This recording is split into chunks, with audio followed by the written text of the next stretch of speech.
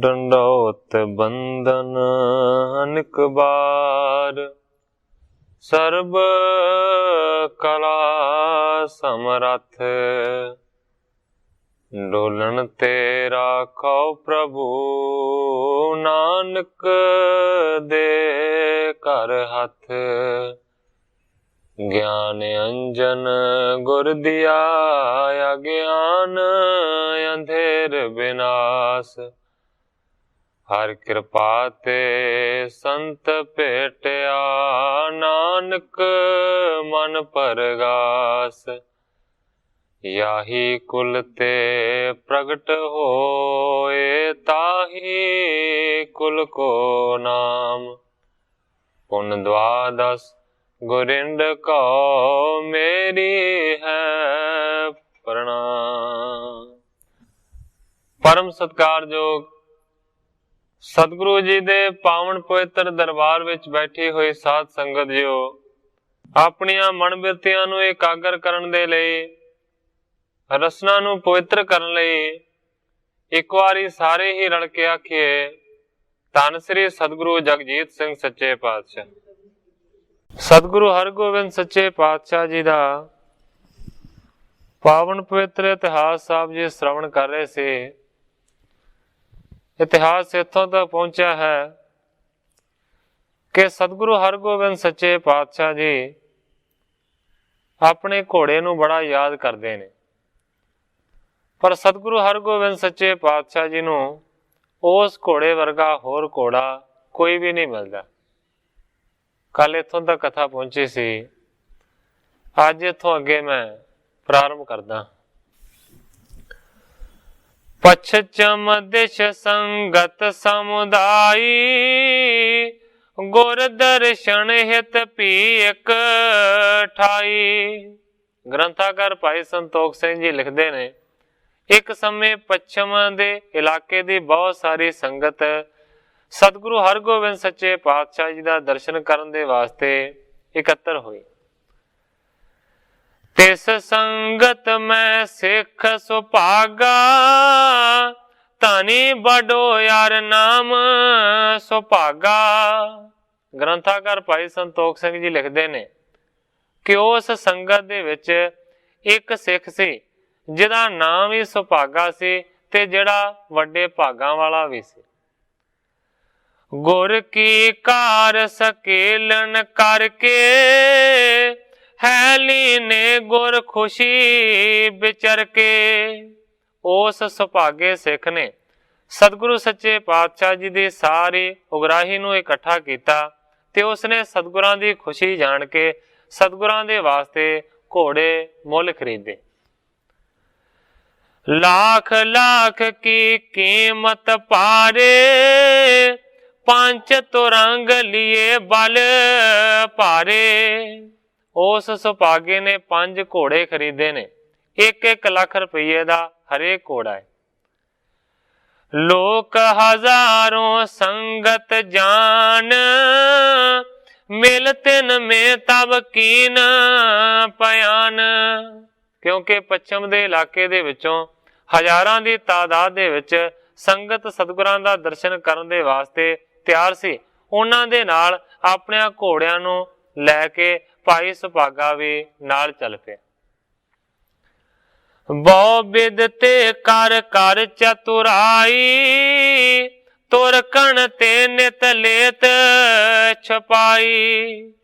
पिछे भी इस गल दा जिक्र आया सी कि जदों काबल वाला सिख घोड़ा लैके आया सी, वो भी बड़ा डरिया सी कि किते तुरक वधिया नस्ल दे घोड़े नूं वेख के खो ना लैण। इत्थे भी कवि जी लिखते ने कि 5 घोड़ियां नूं बड़ी चतुराई दे नाल, बड़ियां तरीकिਆਂ दे नाल लुका लुका के ही वो संगत दे नाल आउण लगा।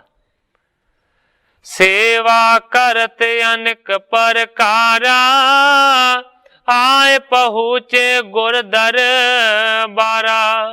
रस्ते दे विच भाई सुभागे ने अपने घोड़ियां दी वधिया साम संभाल कीती। इसे तरह करदियां करदियां गुरु दे दरबार दे विच भाव के रोहेले सारे दे सारे पहुंच गए। नेसा भाई लख दरसे नाही, डेरा करत पाए पुर माही। जिन्ने चिर नूं सारी संगत पहुंची है उन्ने चिर नूं रात हो गई। इस करके रात दे वेले दर्शन दा समा ना लग सकिया। डेरा करत पए पुर माही, सारी पश्चिम दी संगत ने फिर सतगुरां दी पुरी दे विच डेरा लाया। भाई प्रभात लग्यो दीवान, दई मेवड़े तब सुध आन। जदों अगली सवेर होई सतगुरु सच्चे पातशाह जी दी सभा सजी ते फिर सतगुरां दे अरदासीए ने आण के संगत नूं खबर दित्ती। अब दर्शन को समझ नीजै, सिर सतगुर ते खुशी सो लीजै। सतगुरां दा मेवड़ा सतगुरां दा अरदासीआ संगत नूं आण के कहंदा है कि हुण दर्शन दा चंगा समा है, जाके सतगुरां दे दर्शन करो और उन्हां दीयां खुशियां नूं प्राप्त करो। लै लै संगत सब उपहार, भूखण वस्त्र अनेक प्रकार। उसे वेले संगत ने आपो अपनियां भेटावां नूं ना लिया है, जिन्हां भेटावां दे विच सोहणे कीमती वस्त्र ने। इस तो इलावा अनेकां प्रकार दे कीमती गहणे ने। शस्त्र तुरंग दरब समुदाई, धर धर पाओ हृदय अदकाई। शस्त्रां नूं घोड़ियां नूं पैसिਆਂ नूं सारे दे सारे लैके भावना दे नाल सतगुरां नूं अर्पण दे वास्ते सतगुरां दे दरबार च पहुंचे। जाए गुरु को दर्शन कीन, बैठे तख्त शुभत बल पीन। सारियां ने जाके सतगुरु हरगोबिंद सच्चे पातशाह जी दा दर्शन कीता है, जिहड़े सतगुरु सच्चे पातशाह जी अपने तख्त दे उत्ते बैठे हुए ने, जिहड़े बड़े बलशाली ने। बार बार सिर चामर टुरै, टिग अरदास मेवरो करै। सतगुरां दे सीस दे उत्ते बार बार चौर हो रहा है। लागे अरदासिया सतगुरु सच्चे पातशाह जी नूं अर्जां कर रहा है संगत दी। आगे सकल उपायन तर तर, बार बार पद बंधन कर कर। संगत अपनियां भेटावां नूं सतगुरां दे चरणां दे विच अर्पण कर रही है और बार बार सतगुरां दे चरण कमलां दे उत्ते संगत नमस्कारां करदी। संगत महामोद मन पायो, जग गुर पावन को दरसायो। ग्रंथाकार भाई संतोख सिंह जी लिखते ने कि जदों जग दे गुरु सतगुरु हरगोबिंद सच्चे पातशाह जी दा पावन पवित्र दर्शन सारियां ने कीता ते संगत बहुत ही ज्यादा खुश हुई। श्री हरगोबिंद शस्त्र निहारे, पुन कोरे आए बल भारे। कई बारी इस गल का जिक्र आया है कि सतगुरु हरगोबिंद सच्चे पातशाह जी जां ते सोहणियां घोड़ियां दे उत्ते प्रसन्न हुंदे सन ते जां शस्त्रां दे उत्ते। भावें के बहुत सारी माया भी अर्पण हुई है, भावें कीमती गहने भी अर्पण होए ने, पर इस तो इलावा जिहड़े घोड़े ते शस्त्र अर्पण होए ने, सतगुरां ने उन्हां दोवां चीजां दे वल अपना ध्यान लाया है। श्री हरगोबिंद शस्त्र निहारे, सारियां तो पहला सतगुरु हरगोबिंद सच्चे पातशाह जी ने उन्हां शस्त्रां नूं वेख्या है जिहड़े संगत दे वल्लों अर्पण कीते गए। पुन घोरे आए बल भारे, जदों शस्त्रां नूं देख के प्रसन्न होए, इन्ने चिर नूं भाई सुभागा जिहड़े 5 घोड़े लैके आया सी उन्हां नूं अगे लै आंदा। उस सुभागे ने रूप रंग तिन को सब हेरे, सुंदर आकृत बली बडेरे। सतगुरु हरगोबिंद सच्चे पातशाह जी ने उन्हां घोड़ियां दे रूप रंग नूं देखिया है, उन्हां दी सुंदर मूर्ति नूं देखिया है और इस तो इलावा यह भी नजर दे नाल ही परख कर ली है कि बड़े बली ने, बड़े ताकत वाले। खुशी अदक ही सिख पर कीन, जन्म मरण बंधन कट दीन। सतगुरु सच्चे पातशाह जी घोड़ियां नूं वेख के बड़े प्रसन्न होए। सतगुरु सच्चे पातशाह जी ने भाई सुभागे दे उत्ते बड़ी खुशी कीती, बड़ियां खुशियां दित्तियां। जन्म मरण बंधन कट दीन। ग्रंथाकार भाई संतोख सिंह जी लिखते ने, भाई सुभागे दे उत्ते सतगुरु हरगोबिंद सच्चे पातशाह जी इन्ने प्रसन्न होए ने कि मानो उसदे जन्म ते मरण दे बंधनां नूं सतगुरां ने कट दिता। किस तरीके दे नाल ਉਹ ਸਿੱਖ ਘੋੜਿਆਂ ਨੂੰ ਲੈ ਕੇ ਪਹੁੰਚਿਆ ਤੇ ਕਿਸ ਤਰ੍ਹਾਂ ਸਤਿਗੁਰੂ ਸੱਚੇ ਪਾਤਸ਼ਾਹ ਜੀ ਨੇ ਉਹਨੂੰ ਖੁਸ਼ੀ ਦਿੱਤੀ। ਕਰਤਾਰ ਸਿੰਘ ਜੀ ਕਲਾਸ ਵਾਲੀਏ ਉਸ ਨੂੰ ਇੰਜ ਬਿਆਨ ਕਰਦੇ, ਜੰਗ ਵਿੱਚ ਕੁਮੈਤ ਸ਼ਹੀਦ ਹੋਇਆ, ਜਨਮ ਮਰਨ ਦੇ ਕੱਟ ਪਰਮ ਪਦ ਪਾਇਆ ਜੀ। ਘੋੜੇ ਹੋਰ ਸਿੱਖਾਂ ਲਈ ਬਹੁਤ ਮਿਲ ਗਏ, ਕੋਈ ਪਸੰਦ ਨਾ ਗੁਰਾਂ ਨੂੰ ਆਇਆ ਜੀ। ਓਨੀ ਦਿਨੀ ਸੀ ਪਛਮੋਂ ਆਈ ਸੰਗਤ, ਘੋੜੇ ਇੱਕ ਸੌਦਾਗਰ ਲਿਆਇਆ ਜੀ। ਉਹਦਾ ਨਾਮ ਸੁਭਾਗਾ, ਸੁਭਾਗਾ ਹੀ ਸੀ, ਕਿਸੇ ਜਨਮ ਦੇ ਵਿੱਚ ਪੁੰਨ ਕਮਾਇਆ ਜੀ। ਘੋੜੇ ਪੰਜ ਉਸ ਗੁਰਾਂ ਦੀ ਨਜ਼ਰ ਕੀਤੇ, ਕਰ ਬੇਨਤੀ ਸੀਸ ਝੁਕਾਇਆ ਜੀ। ਤਨ ਬਖਸ਼ਿਆ ਲੋਕ ਪਰਲੋਕ ਸੰਧਾ, ਸਿੱਖੀ ਦਾਨ ਮਹਾਨ ਸੁਨਾਇਆ ਜੀ। ਕਰਤਾਰ ਸਿੰਘ ਜੀ ਕਲਾਸ ਵਾਲੀ ਲਿਖਦੇ ਨੇ, ਸੁਭਾਗੇ ਨੇ 5 ਘੋੜੇ ਅਰਪਣ ਕੀਤੇ ਨੇ। ਸਤਿਗੁਰੂ ਸੱਚੇ ਪਾਤਸ਼ਾਹ ਜੀ ਨੇ ਲੋਕ ਤੇ ਪ੍ਰਲੋਕ ਦਾ ਧਨ, ਸਿੱਖੀ ਦਾ ਦਾਨ ਉਹ ਸਿੱਖ ਨੂੰ ਬਖਸ਼ ਦਿੱਤਾ। ਇਸ ਤਰੀਕੇ ਦੇ ਨਾਲ ਸਤਿਗੁਰੂ ਜੀ ਨੇ ਭਾਈ ਸੁਭਾਗੇ ਦੇ ਉੱਤੇ ਕਿਰਪਾ ਕੀਤੀ ਔਰ ਉਹਦੀ ਦਿੱਤੀ ਹੋਈ ਭੇਟਾ ਤੇ ਬੜੇ ਪ੍ਰਸੰਨ ਹੋਏ। ਅਪਰ ਸਿੱਖ ਸੰਗਤ ਗਣ ਸਾਰੇ, ਜਸ ਇੱਛਾ ਧਰ ਗੁਰੂ ਨਿਹਾਰੇ। ਕਵੀ ਜੀ ਲਿਖਦੇ ਨੇ ਕਿ ਇਸ ਤੋਂ ਇਲਾਵਾ ਹੋਰ ਵੀ ਸੰਗਤ ਦੇ ਵਿੱਚ ਜਿੰਨੇ ਸਿੱਖ ਸਨ, ਜਿਨ੍ਹਾਂ ਨੇ ਜੈਸੀ ਜੈਸੀ ਇੱਛਾ ਨੂੰ ਧਾਰਨ ਕੀਤਾ ਸੀ, ਸਤਿਗੁਰਾਂ ਨੇ ਵੈਸੀ ਵੈਸੀ ਉਹਨਾਂ ਦੀ ਇੱਛਾ ਨੂੰ ਪੂਰਿਆ ਕੀਤਾ। ਸਭ ਕੀ ਤਬ ਪੂਰਨ ਕਰ ਦਈ, ਅਦਕ ਪ੍ਰੀਤ ਆਗੇ ਉਪਜਈ। ਸਤਿਗੁਰਾਂ ਨੇ ਸਾਰਿਆਂ ਦੇ ਮਨ ਦੀਆਂ ਭਾਵਨਾਵਾਂ ਨੂੰ ਪੂਰਨ ਕੀਤਾ। ਅੱਗੋਂ ਵਾਸਤੇ ਸਿੱਖਾਂ ਦੇ ਮਨ ਦੇ ਵਿੱਚ ਹੋਰ ਵੀ ਪ੍ਰੀਤੀ ਜਾਗ ਪਈ। ਸੁੰਦਰ ਬਦਨ ਚੰਦ ਮਨਿੰਦ, ਮੋਦਤ ਦੇਖ ਸ੍ਰੀ ਹਰਿ ਗੋਬਿੰਦ। ਸਤਿਗੁਰੂ ਸੱਚੇ ਪਾਤਸ਼ਾਹ ਜੀ ਦਾ ਚੰਦਰਮਾ ਵਰਗਾ ਮੁਖੜਾ ਸਾਰਿਆਂ ਨੇ ਤੱਕਿਆ। ਹਰ ਕੇ ਮਨ ਬਾਂਛਤ ਕੋ ਪਾਏ, ਨਰ ਤਨ ਆਪਣੇ ਕੋ ਸਫਲਾਏ। ਕਵੀ ਜੀ ਲਿਖਦੇ ਨੇ ਕਿ ਮਨ ਭਾਉਂਦੀਆਂ ਮੁਰਾਦਾਂ ਨੂੰ ਪੂਰੀਆਂ ਕਰਕੇ ਸਾਰੇ ਬੜੇ ਖੁਸ਼ ਹੋਏ ਨੇ। ਆਪਣੇ ਮਨੁੱਖਾ ਸਰੀਰ ਨੂੰ ਮਾਨੋ ਕੇ ਦਰਸ਼ਨ ਕਰਕੇ ਉਹਨਾਂ ਨੇ ਸਫਲਾ ਕਰ ਲਿਆ। ਕੇਤਕ ਦਿਨ ਦਰਸ਼ਨ ਕੋ ਕਰਕੇ, ਸੰਗਤ ਗਮਣੀ ਮੋਦ ਔਰ ਧਰ ਕੇ। ਥੋੜੇ ਦਿਨ ਸਤਿਗੁਰਾਂ ਦਾ ਦਰਸ਼ਨ ਕਰਨ ਤੋਂ ਬਾਅਦ ਸੰਗਤ ਨੇ ਜਾਣ ਦੀ ਆਗਿਆ ਲਈ ਹੈ ਔਰ ਸੰਗਤ ਖੁਸ਼ੀ ਨੂੰ ਧਾਰਨ ਕਰਕੇ ਵਾਪਸ ਪਰਤ ਗਈ। ਅਨੇਕ ਪ੍ਰਕਾਰ ਗੁਰੂ ਜਸ ਕਹਿਤੇ, ਦਿਨ ਮੈਂ ਚਲਤ ਨਿਸਾ ਮੈਂ ਰਹਤੇ। ਅਨੇਕਾਂ ਪ੍ਰਕਾਰ ਦੇ ਨਾਲ ਗੁਰੂ ਦਾ ਜਸ ਕਰਦੇ ਜਾਂਦੇ ਨੇ ਸਾਰੇ ਦੇ ਸਾਰੇ। ਰਾਤ ਦੇ ਵੇਲੇ ਰੁਕ ਜਾਂਦੇ ਨੇ, ਦਿਨ ਦੇ ਵੇਲੇ ਸਵੇਰ ਚੱਲਣਾ ਸ਼ੁਰੂ ਕਰ ਦਿੰਦੇ ਨੇ। ਤੁਰਕ ਵਿਨਾਸ਼ਕ ਗੁਰੂ ਅਵਤਾਰੀ, ਚੌਦਿਸ਼ ਕੀ ਸੰਗਤ ਸੁਖਕਾਰੀ। ਸਾਰੇ ਦੇ ਸਾਰੇ ਸਿੱਖ ਸਤਿਗੁਰਾਂ ਦਾ ਇਸ ਤਰ੍ਹਾਂ ਜਸ ਬਿਆਨ ਕਰਦੇ ਨੇ ਕਿ ਸਤਿਗੁਰੂ ਜੀ ਤੁਰਕਾਂ ਦਾ ਨਾਸ ਕਰਨ ਵਾਲੇ ਅਵਤਾਰੀ ਪੁਰਸ਼ ਨੇ ਔਰ ਇਸ ਤੋਂ ਇਲਾਵਾ ਸਾਰੀ ਸੰਗਤ ਨੂੰ ਸੁਖ ਦਾ ਦਾਨ ਦੇਣ ਵਾਲੇ।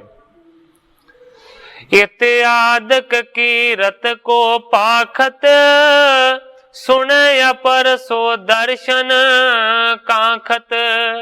ਗ੍ਰੰਥਾਕਾਰ ਭਾਈ ਸੰਤੋਖ ਸਿੰਘ ਜੀ ਲਿਖਦੇ ਨੇ ਕਿ ਜਦੋਂ ਗੁਰੂ ਦੇ ਸਿੱਖ इस तरह की सतगुरां की कीर्ति बयान करते ने किसी दे कोल, ते जिहड़ा कीर्ति नूं सुणदा है उहदे मन दे विच भी सतगुरां दा दर्शन करन दी प्रीत वजीदी है। वो सतगुरां दा दर्शन करन दा चाहवान हो जाता है। इस जगह दे उत्ते कवि जी अपने अध्याय की समाप्ति करके अगले अध्याय का प्रारंभ करते हैं। श्री गुर हर गोबिंद जी प्रभ जोधा बलवान, शौक बिलंद तुरंग को चढ़े प्रीत को ठान। ग्रंथाकार भाई संतोख सिंह जी लिखते हैं कि सतगुरु हरगोबिंद सच्चे पातशाह जी प्रभु ने बलवान योधे ने, जिन्हां सतगुरां नूं घोड़ सवारी का बहुत ज्यादा शौक है, प्रीत दे नाल घोड़ियां दी असवारी करते हैं। पंच पवंगम लगे तबेले, सेवक लागे करन सुहेले। पंज जेड़े घोड़े भाई सुभागे दे वल्लों भेटा होए सन, उन्हां नूं हुक्म करके तबेले दे विच बन दिता गया। सतगुरां ने बहुते सारे सेवकां नूं हुक्म कीता कि घोड़ियां दी चंगे तरीके दे नाल सेवा कीती जावे। पुन सत गुर एक एक फेरवायो, फांदन चंचल बेग तवायो। इस तो बाद सतगुरां ने हर एक घोड़े नूं सिख नूं हुक्म करके दौड़ाया है, उन्हां दी चाल नूं देखिया है, उन्हां दी चंचलताई दी परख कीती। तिन पंचों में एक पलेरो, चंचल बल में बेग बडेरो। भावें कि पंजे ही घोड़े बहुत वधिया सन, पर कवि जी लिखते हैं कि उन्हां पंजां दे विचों भी जिहड़ा सतगुरां नूं बहुत ही ज्यादा जचिया, जिहड़ा बड़ा चंचल भी सी ते जिहड़ा बड़ा बली भी सी, और इस तो इलावा बड़ा तेज दौड़न वाला भी सी। श्री हर गोविंद आप चरण को, रखवायो कह सुषट बरन को। उस पंजवें घोड़े नूं जिहड़ा सतगुरां नूं पसंद आया, उस नूं सतगुरां ने आप सवारी दे वास्ते रख लिया है। सुष्ट बरन को कवि जी लिखते हैं कि जिहड़ा बहुत ही सोहणे श्रेष्ठ रंग वाला। ऐसो तो रंग सुगम नहीं आवे, जो सत गुर के मन में पावे। ग्रंथाकार भाई संतोख सिंह जी लिखते हैं कि ऐसा सोहना घोड़ा सौखे तरीके दे नाल प्राप्त नहीं हुंदा जिहदे ते सतगुरु सच्चे पातशाह जी दा मन आ जावे। भाव कि इस घोड़े दे बहुत उच्चे कर्म ने, जिन्हों सतगुरां ने पसंद कर लिया अपनी सवारी दे वास्ते। करियो हुकम आनो कर त्यार, दासन तत छिन माहे शिंगार। सतगुरु हरगोबिंद सच्चे पातशाह जी ने हुक्म कीता है इस घोड़े नूं हुणे ही तैयार करके लियांदा जावे। उसे वेले दासां ने हुक्म नूं मन्निया ते घोड़े नूं शिंगार के लै आए। रेशम डोर गहे कारे आन्यो, धन भाग जुत सब ने जान्यो। रेशम दी डोर तो फड़ के घोड़े नूं लैके आए ने। सारियां ने घोड़े नूं वेखिया ते घोड़े दे वड्डे भागां दी शलाघा करदे ने। तन को बरन दिपत इस भांति, मानो ताफता सुंदर कांति। ग्रंथाकार भाई संतोख सिंह जी लिखते हैं कि घोड़े दे शरीर ते रंग दी बहुत ही ज्यादा शोभा है। मनो ताफता सुंदर कांति। कवि जी लिखते हैं कि सोहनी दमकदा ताफता है। एक प्रकार दा रेशमी कपड़ा या वधिया पशमीने दा कपड़ा जो नरमी दे नाल लुस लुस करदा है ते चमकदा है, उस नूं आख्या जांदा है ताफदा। कवि जी लिखते ने ताफ दे वर्गा है। जुगम श्रोण लग सुंदर खरे, आयुत छाती लोचन खरे। किन्ना सोहना वो घोड़ा है, उसकी शोभा का बयान करते ने कवि जी। कवि जी लिखते ने कि दोवें कन्न बड़े छोटे छोटे ने, पर कन्न उहदे खड़े हुए ने। इस तो इलावा विशाल ते वड्डी छाती है चौड़ी, और इस तो इलावा अखां बड़ियां सुंदर ने। सिमर गुरु सिर नानक याद, चढ़े शस्त्र तारी लाद। ग्रंथाकार भाई संतोख सिंह जी लिखते ने, सतगुरु हरगोबिंद सच्चे पातशाह जी ने सतगुरु नानक देव सच्चे पातशाह जी दे नाम नूं याद कीता ते उस घोड़े दी सवारी कीती है ਜਿਹੜੇ सतगुरु जी शस्त्रां दे धारण करन वाले। सुंदर चाल पाए कर फेरा, रोकत चाहत बेग बडेरा। सतगुरां ने घोड़े दी सवारी कीती है, सुंदर चाल दे नाल उस नूं तोरिया है, बहुता ज्यादा तेज भी दौड़ाया और एकदम छेती तो रोकण दा भी यत्न कीता। घोड़ा इन्ना वधिया है कि असवार दी मनोदशा नूं जाणदा है। जेकर दलील करदी है तेज दौड़दा है, जेकर दलील रोकण दी करदी है एकदम रुक जांदा है। सब बेद पिख सिरि हर गोविंद, चढ़ कर पाए आनंद बिलंद। हर एक तरीके दे नाल सतगुरु हरगोबिंद सच्चे पातशाह जी ने घोड़े नूं परखिया। घोड़े दी सवारी करके सतगुरु जी बहुत ही ज्यादा आनंदित होए। कर पसंद एक राख्यो आप, जेह अरूढ़ पापी नर खाप। इस तरीके दे नाल कवि जी लिखते ने कि उस घोड़े नूं पसंद करके अपनी सवारी दे वास्ते सतगुरां ने रख लिया है, जेड़े घोड़े दी सवारी करके बहुते पापियां दे पाप सतगुरां ने दूर करने। अपर पिख्यो सुंदर बल पीन, विधि चंद को बाजी दीन। उन्हां पंजां दे विचों एक घोड़ा सतगुरां ने अपने वास्ते रख लिया। दूसरे घोड़े नूं बड़ा सुंदर जान के वो दूसरा घोड़ा विधि चंद जी नूं सतगुरां ने दे दिता।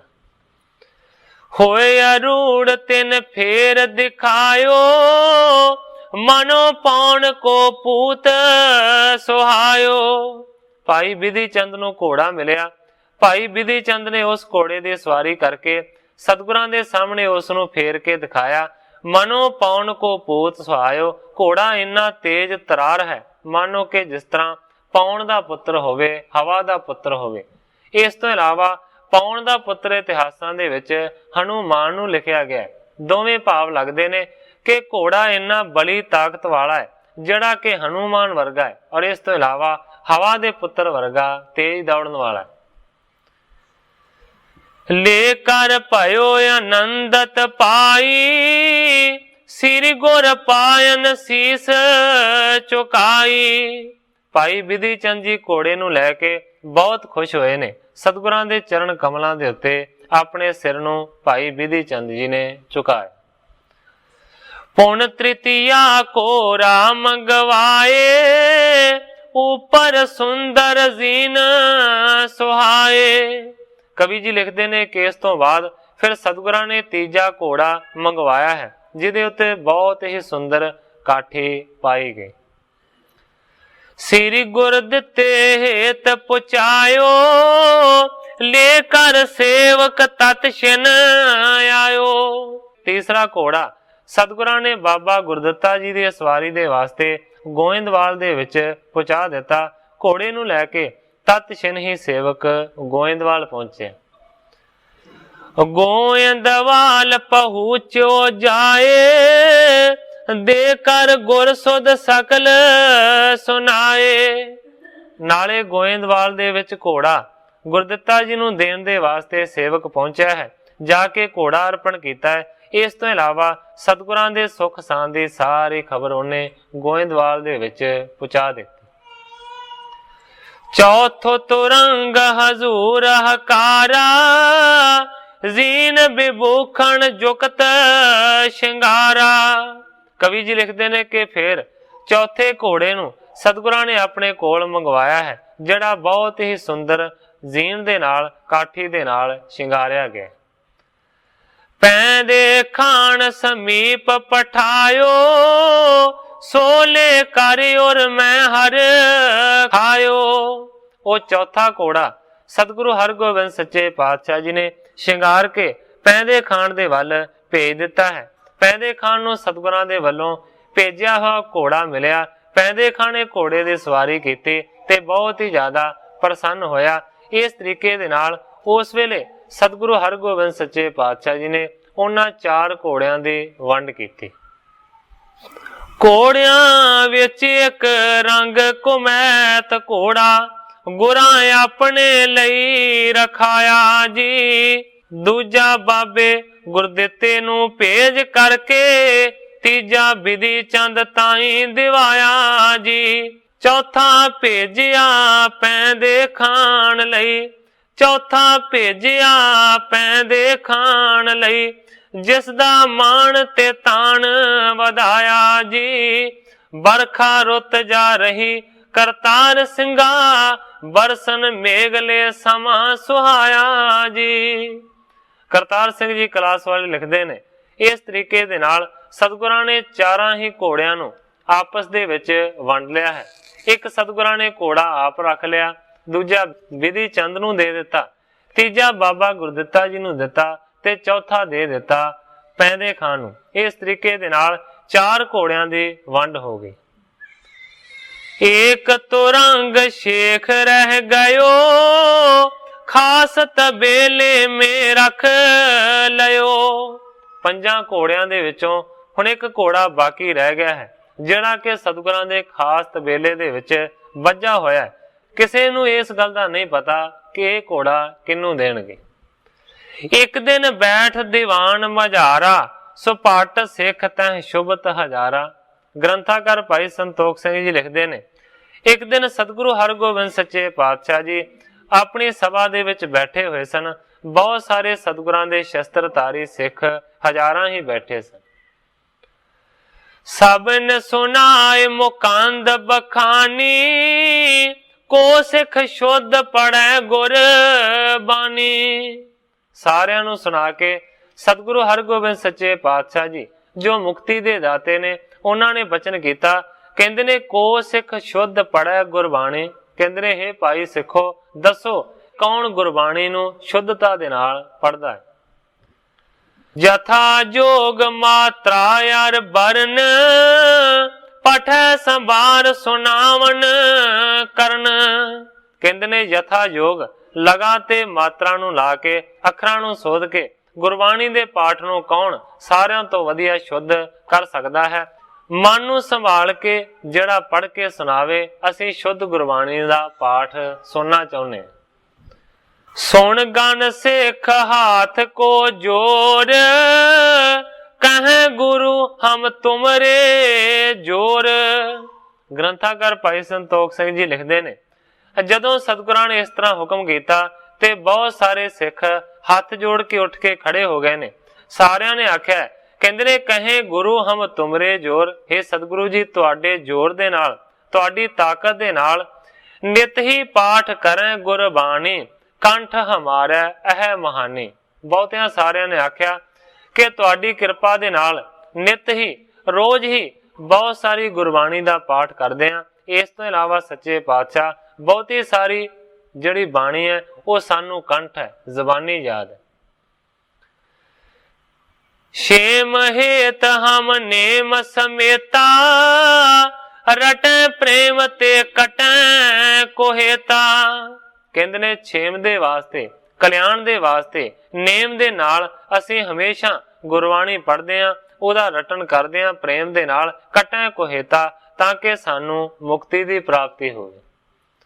ਸੁਣ ਪੁਣ ਗੁਰੂ ਪਣਿਓ ਹੈ ਨੀਕੀ, ਗੁਰਬਾਣੀ ਸੰਗ ਪ੍ਰੀਤੀ ਹੀ ਕੀ। ਜਦੋਂ ਬਹੁਤਿਆਂ ਸਾਰਿਆਂ ਨੇ ਇਸ ਤਰ੍ਹਾਂ ਜਵਾਬ ਦਿੱਤਾ ਤੇ ਸਤਿਗੁਰੂ ਸੱਚੇ ਪਾਤਸ਼ਾਹ ਜੀ ਕਹਿੰਦੇ ਨੇ ਹੈ ਨੇਕੀ। ਕਹਿੰਦੇ ਨੇ ਬਹੁਤ ਚੰਗੀ ਗੱਲ ਹੈ ਕਿ ਤੁਹਾਡੀ ਗੁਰਬਾਣੀ ਦੇ ਨਾਲ ਇੰਨੀ ਪ੍ਰੀਤੀ ਹੈ, ਇੰਨਾ ਲਗਾਵ ਹੈ। ਤਉ ਸਿੱਖ ਜੋ ਹੋਏ ਬੁੱਧੀਵੰਤਾ, ਕਰਤ ਪ੍ਰੇਮ ਲਖ ਸ਼ੁੱਧ ਪਠੰਤਾ। ਕਹਿੰਦੇ ਨੇ ਹੈ ਭਾਵੇਂ ਸਾਰੀ ਗੱਲ ਠੀਕ ਕਿ ਤੁਸੀਂ ਸਾਰੇ ਗੁਰਬਾਣੀ ਦੇ ਪੜ੍ਹਨ ਵਾਲੇ ਹੋ, ਪਰ ਗੁਰੂ ਜੀ ਕਹਿੰਦੇ ਨੇ ਤਾਂ ਵੀ ਉਹ ਐਸਾ ਬੁੱਧੀ ਵਾਲਾ ਸਿੱਖ ਅਸੀਂ ਚਾਹੁੰਦੇ ਹਾਂ ਕਿ ਜਿਹੜਾ ਨੇਮ ਦੇ ਨਾਲ ਗੁਰਬਾਣੀ ਪੜ੍ਹਦਾ ਹੋਵੇ ਤੇ ਜਿਹੜਾ ਆਪਣੇ ਆਪ ਨੂੰ ਸਮਝਦਾ ਹੋਵੇ ਕਿ ਮੈਂ ਸਾਰਿਆਂ ਤੋਂ ਸ਼ੁੱਧ ਗੁਰਬਾਣੀ ਦਾ ਪਾਠ ਕਰਦਾ। ਸੋ ਅਬ ਸਨਮੁਖ ਥਿਰੈ ਹਮਾਰੇ, जप जी पाठ करे निर तारे। ऐसा सिख तुहाडे विचों कोई नितरे जिहड़ा साडे सामने बैठे और जपजी साहिब दा पाठ सानू शुद्धता दे नाल सुनावे। शुद्ध सुनाए रिझावै मोही, मन बांछत फल प्राप्त होही। सतगुरु हरगोबिंद सच्चे पातशाह जी कहते ने कि जिहड़ा भी गुरु दा प्यारा सिख सानू शुद्ध जपजी साहिब दी गुरबाणी दा पाठ करके रिझा लवेगा, खुश कर लवेगा, मन बांछत फल प्राप्त होई, ओदा मन पाउंदा फल असीं उस नूं जरूर देवांगे। नहीं अदे वस्तु पुन कौन, जिम जाचे हम दे हैं तौन। कहते ने कि ऐसी कोई भी दुनिया दे विच चीज नहीं है कि जिहड़ी असीं उस नूं दे नहीं सकदे। कोई भी ऐसी वस्तु नहीं है। जिम जाचे हम दे हैं तौन, जिस तरह की चीज मंगेगा असीं उही चीज उस नूं देवांगे। इस तरीके दे नाल उस वेले सतगुरां ने भरी सभा दे विच अपने सिखां नूं हुक्म कीता। एक दिन दीवान दे विच बैठे, बाणी पढ़न दी चर्चा चलाए कोई। गुरां आखिया बड़ा महात्म उच्चा, बाणी सोध कर कंठ कराए कोई। चार फल दाती हाथी विगण सारे, हिरदे शुद्ध विचार वसाए कोई। जो मंगे सो देये करतार सिंगा, शुद्ध जप जी पाठ सुनाए कोई। करतार सिंह जी क्लास वाले लिखते ने सतगुरां ने आख्या कि जो कोई सिख मंगेगा असीं उही दे देंगे, पर गुरबाणी जपजी साहिब दे पाठ नूं जिहड़ा शुद्धता दे नाल सानू सुनावे। इस तरीके दे नाल सतगुरां ने हुक्म कीता। इस बिद पुण जब सतगुर कहियो, सबन विचार गुरु रुख लहियो। ग्रंथाकार भाई संतोख सिंह जी लिखते ने जदों सतगुरां ने इस तरह का वचन किया ते उस वेले सारे सिखां ने अपने मन दे विच विचार किया। भावें कि सारिਆਂ ने गल आखी सी असीं रोज पढ़दे हां, बड़ी बाणी सानू याद है, सानू कंठ है, बड़ी शुद्धता दे नाल भी पढ़दे हां, पर जदों सतगुरां ने यह वचन कह दिता कि मेरे सामने आण के सुनावो जपजी साहिब दे पाठ नूं, उस वेले बहुत सारे सिख डर गए। एक ते सतगुरु सच्चे पातशाह जी जो अकाल पुरख दा रूप ने, उन्हां दे सामने ते शुद्ध भी पढ़ना होवे तां भी शुद्ध हो जाती है। डर ही इन्ना जांदा आदमी इकल्ला बाणी भावें किन्नी भी पढ़ी जावे, शुद्ध भी पढ़े, पर जदों सतगुरु जी विशेष तौर दे उत्ते किसी नूं कह देण कि बह जा मेरे सामने, मैनू भी सुना, सारी संगत नूं सुना, ते तुसीं समझ सकदे हो कि उस वेले सिख दी हालत की होवेगी। इस करके ग्रंथाकार भाई संतोख सिंह जी लिखते ने जदों सतगुरां ने इस तरह हुक्म किया कि मेरे सामने बैठ के वह सिख गुरबाणी शुद्ध पढ़े जिहड़ा कहंदा कि मैं बड़ी शुद्ध पढ़दा। जपजी साहिब दी गुरबाणी नूं सतगुरु जी कहंदे ने सुणांगे। उस वेले कवि जी लिखते ने कि कोई भी ना नितरिया, सारे चुप करके बैठे रहे। एक सिख गुरमुख नाम गोपाला, हाथ जोड़ कह सुनो कृपाला। सारी संगत दे विचों एक गुरमुख सतगुरां दा सिख नितरिया जिहदा कवि जी लिखते ने कि गोपाला नाम से। उन्हें हथ जोड़ के सतगुरां दे चरणां दे विच बेनती कीती, कहंदा सुनो कृपाला, कहंदा हे कृपालु सतगुरु जी, मैं सुनावांगा जपजी गुरबाणी नूं शुद्ध पढ़ के, गरीब नवाज तुसीं सुनो। जो सेवक प्रति आयस करिए, अपन कृपा बल मोह पर धरिए। गोपाले ने निमरता दे नाल बेनती कीती कि हे सच्चे पातशाह, मैं तुहाडा सेवक तुहाडे सामने तुहाडी कृपा दे नाल शुद्ध गुरबाणी दा पाठ करांगा। अपन कृपा बल मोह पर धरिए, पर कृपा करनी सच्चे पातशाह, अपनी कृपा दा बल मेरे सिर दे उत्ते जरूर रखे। करो सुनावन मैं थिर होए, शुद्ध पाठ जिम जप को जोए। भाई गोपाले ने आख्या कि सच्चे पातशाह, मैं स्थिरता दे नाल, टिका दे नाल, एकाग्रता दे नाल जपजी साहिब बाणी शुद्ध पढ़ के तुहानू सुनावांगा। सुनत गरीब निवाज बखाना, ਆਛੀ ਬਾਤ ਥਿਰੋ ਇਸ ਥਾਨਾ। ਗਰੀਬ ਨਵਾਜ ਸਤਿਗੁਰੂ ਹਰਗੋਬਿੰਦ ਸੱਚੇ ਪਾਤਸ਼ਾਹ ਜੀ ਨੇ ਬਚਨ ਕੀਤਾ, ਕਹਿੰਦੇ ਨੇ ਆਛੀ ਬਾਤ, हे ਭਾਈ ਗੋਪਾਲਿਆ ਬੜੀ ਚੰਗੀ ਗੱਲ ਹੈ, ਆ ਜਾ ਫਿਰ ਸਾਡੇ ਸਾਹਮਣੇ। ਨਿਜ ਸਨਮੁਖ ਆਸਣ ਦਸਵਾਵਾ, ਕਰ ਆਇਸ ਤਿਸ ਪਰ ਬੈਠਾਵਾ। ਗ੍ਰੰਥਾਕਾਰ ਭਾਈ ਸੰਤੋਖ ਸਿੰਘ ਜੀ ਲਿਖਦੇ ਨੇ, ਉਸੇ ਵੇਲੇ ਸਤਿਗੁਰੂ ਸੱਚੇ ਪਾਤਸ਼ਾਹ ਜੀ ਨੇ ਓਨਾ ਉੱਚਾ ਆਸਣ ਉਸ ਸਿੱਖ ਦੇ ਬੈਠਣ ਦੇ ਵਾਸਤੇ ਲਵਾ ਲਿਆ ਹੈ ਜਿੰਨੀ ਉੱਚੀ ਸਤਿਗੁਰੂ ਜੀ ਆਪ ਬੈਠੇ ਹੋਏ ਸਨ। ਕਿਉਂਕਿ ਗੁਰਬਾਣੀ ਦਾ ਪਾਠ ਕਰਨਾ ਹੈ, ਤੁਹਾਡੇ ਸਾਹਮਣੇ ਸਾਰਾ ਕੁਝ ਹੁੰਦਾ ਹੈ ਕਿ ਜਿੰਨਾ ਉੱਚਾ ਸਤਿਗੁਰਾਂ ਦਾ ਆਸਣ ਹੁੰਦਾ ਹੈ ਓਨਾ ਹੀ ਉੱਚਾ ਇਹ ਆਸਣ ਹੁੰਦਾ ਹੈ ਜਿੱਥੇ ਕਥਾ ਹੁੰਦੀ ਹੈ, ਗੁਰਬਾਣੀ ਪੜ੍ਹੀ ਜਾਂਦੀ ਹੈ ਜਾਂ ਸ਼ਬਦਾਂ ਦਾ ਕੀਰਤਨ ਹੁੰਦਾ ਹੈ। ਸਤਿਗੁਰਾਂ ਨੇ ਉਸ ਤੋਂ ਪਾਠ ਸੁਣਨਾ ਸੀ, ਇਸ ਕਰਕੇ ਆਪਣੇ ਜਿੰਨਾ ਹੀ ਆਸਣ ਉੱਚਾ ਉਹਦਾ ਕਰਵਾ ਦਿੱਤਾ ਔਰ ਸਤਿਗੁਰਾਂ ਨੇ ਹੁਕਮ ਕੀਤਾ ਇਹਦੇ ਤੇ ਬਹਿ ਜਾ। ਕਰੋ ਸੁਨਾਵਣ ਸ਼ੁੱਧ ਜਪ ਮੋਹੀ, ਜਾਚੈ ਕਹਿ ਜੋ ਦੇਵੈ ਤੋਹੀ। ਕਹਿੰਦੇ ਨੇ ਸੁਣਾ ਜਪਜੀ ਸਾਹਿਬ ਦੇ ਸ਼ੁੱਧ ਪਾਠ ਨੂੰ, ਜੋ ਮੰਗੇਗਾ ਸਿੱਖਾ ਉਹੀ ਮਿਲੇਗਾ। ਬੈਠਿਓ ਸਨਮੁਖ ਲਗਿਓ ਉਚਾਰਨ, ਸਿਮਰਿਓ ਸ੍ਰੀ ਨਾਨਕ ਸੁਖ ਕਾਰਨ। ਕਵੀ ਜੀ ਲਿਖਦੇ ਨੇ ਹੁਕਮ ਨੂੰ ਪਾ ਕੇ ਸਤਿਗੁਰਾਂ ਦਾ ਸਿੱਖ ਸਤਿਗੁਰਾਂ ਦੇ ਸਾਹਮਣੇ ਬਹਿ ਗਿਆ ਹੈ। ਸਾਰਿਆਂ ਤੋਂ ਪਹਿਲਾਂ ਉਚਾਰਨ ਕਰਨ ਤੋਂ ਪਹਿਲਾਂ ਉਸਨੇ ਸਤਿਗੁਰੂ ਨਾਨਕ ਦੇਵ ਸੱਚੇ ਪਾਤਸ਼ਾਹ ਜੀ ਜੋ ਸਿੱਖਾਂ ਦੇ ਮੂਲ ਨੇ ਉਹਨਾਂ ਨੂੰ ਯਾਦ ਕੀਤਾ, ਕਿਉਂਕਿ ਉਹਨਾਂ ਦੀ ਗੁਰਬਾਣੀ ਹੈ ਜਪਜੀ ਸਾਹਿਬ। ਪੂਰਬ ਕਹਿ ਇੱਕ ਓੰਕਾਰਾ, ਸਤਨਾਮ ਕੋ ਬਹੁਰ ਉਚਾਰਾ।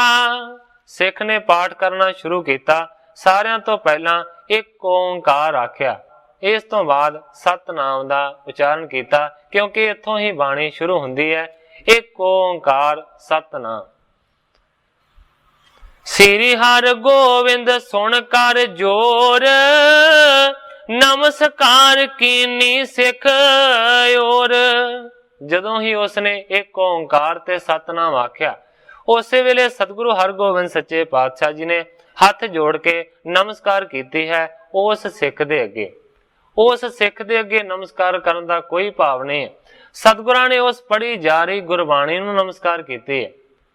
ਅੱਜ ਕੱਲ ਤੇ ਸਤਿਗੁਰੂ ਸੱਚੇ ਪਾਤਸ਼ਾਹ ਜੀ ਨੇ ਕੁਝ ਲੀਲਾ ਇਸ ਤਰ੍ਹਾਂ ਦੀ ਬਦਲੀ ਹੋਈ ਹੈ, ਨਹੀਂ ਤੇ ਜਦੋਂ ਵੀ ਸਤਿਗੁਰੂ ਸੱਚੇ ਪਾਤਸ਼ਾਹ ਜੀ ਇੱਥੇ ਆਉਂਦੇ ਸਨ, ਵੇਖਣ ਦੀ ਗੱਲ ਹੈ ਕਿ ਜੇਕਰ ਆਦ ਬਾਣੀ ਦਾ ਪ੍ਰਕਾਸ਼ ਹੋਇਆ ਹੋਵੇ ਭੀੜ ਦਾ, ਤੇ ਸਤਿਗੁਰੂ ਜੀ ਆਪਣੇ ਆਸਣ ਤੇ ਬੈਠਣ ਤੋਂ ਪਹਿਲਾਂ ਮੱਥਾ ਟੇਕਦੇ ਸਨ ਗੁਰਬਾਣੀ ਦਾ ਅਦਬ ਕਰਨ ਦੇ ਵਾਸਤੇ, ਤੇ ਫਿਰ ਸਤਿਗੁਰੂ ਜੀ ਆਸਣ ਤੇ ਬਿਰਾਜਮਾਨ ਹੁੰਦੇ ਸਨ। ਮੇਰਾ ਕਹਿਣ ਤੋਂ ਭਾਵ ਹੈ ਕਿ ਜਦੋਂ ਹੀ ਬਾਣੀ ਪੜ੍ਹਨ ਦਾ ਆਰੰਭ ਕੀਤਾ ਸਿੱਖ ਨੇ, ਤੇ ਸਤਿਗੁਰਾਂ ਨੇ ਹੱਥ ਜੋੜ ਕੇ ਨਮਸਕਾਰ ਕੀਤੀ। ਪਾਠਿਓ ਮੰਗਲਾ ਚਰਨ ਬਹੋਰੀ, ਵਰਣਨ ਕੀਨਸ ਜੋ ਖਟ ਪੌੜੀ। ਮੰਗਲਾ ਚਰਨ ਦਾ ਪਾਠ ਕੀਤਾ ਹੈ, ਜਿਹੜੀਆਂ ਕਿ 6 ਪੌੜੀਆਂ ਪਹਿਲੀਆਂ ਸਿਰਫ ਮੰਗਲਾ ਚਰਨ ਹੀ ਸਤਿਗੁਰਾਂ ਨੇ ਕੀਤਾ ਹੋਇਆ। ਜੇ ਜੁਗ ਚਾਰੇ ਜੁਤ ਅਨੁਰਾਗ, ਪਠੀ ਕਹਿਓ ਜਿਸਮੇ ਬੈਰਾਗ। ਜੇ ਜੁਗ ਚਾਰੇ ਆਰਜਾ ਹੋਰ ਦਸੂਣੀ ਹੋਏ, ਇਸ ਤੋਂ ਬਾਅਦ ਇਸ ਪੌੜੀ ਨੂੰ ਪੜਿਆ ਹੈ, ਕਹਿਓ ਜਿਸਮੇ ਬੈਰਾਗ। ਜਿਹੜੀ ਪੌੜੀ ਦੇ ਵਿੱਚ ਬਹੁਤ ਜ਼ਿਆਦਾ ਵੈਰਾਗ ਭਰਿਆ ਹੋਇਆ ਹੈ, ਉਸ ਨੂੰ ਪ੍ਰੀਤ ਦੇ ਨਾਲ ਸਿੱਖ ਨੇ ਪੜਿਆ। ਬਹੁਰ ਚਤਰ ਪਠ ਸ਼੍ਰਵਣ ਮਹਾਤਮ, ਕਰਬੇ ਸ਼੍ਰਵਣ ਬ੍ਰਹਮ ਅਨਾਤਮ। ਫਿਰ ਇਸ ਤੋਂ ਬਾਅਦ 4 ਉਹਨਾਂ ਪੌੜੀਆਂ ਦਾ ਪਾਠ ਕੀਤਾ ਜਿਹਦੇ ਵਿੱਚ ਸੁਣਨ ਦੀ ਮਹਾਤਮਾ ਨੂੰ ਉਜਾਗਰ ਕੀਤਾ ਹੋਇਆ ਹੈ। ਕਰਬੇ ਸ਼੍ਰਵਣ ਬ੍ਰਹਮ ਅਨਾਦ ਦਾਤਮ, ਜਿਹਨੂੰ ਸੁਣਨ ਦੇ ਨਾਲ ਬ੍ਰਹਮ ਦੇ ਵਿੱਚ ਆਨੰਦ ਆਉਂਦਾ।